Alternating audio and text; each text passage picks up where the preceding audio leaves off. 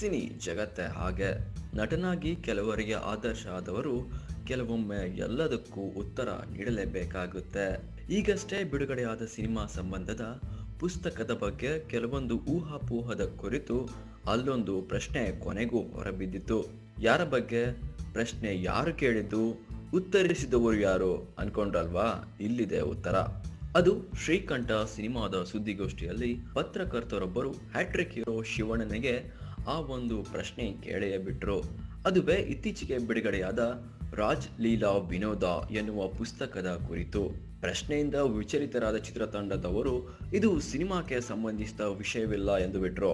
ಅಲ್ಲೇ ಕುಳಿತ ಶಿವಣ್ಣ ತಾನೇ ಎದ್ದು ತಾವು ಕೇಳಿದ ಪ್ರಶ್ನೆಗೆ ನಾನು ಉತ್ತರ ಕೊಡ್ತೀನಿ ಎಂದಾಗ ಎಲ್ರಿಗೂ ಆಶ್ಚರ್ಯವಾಯಿತು.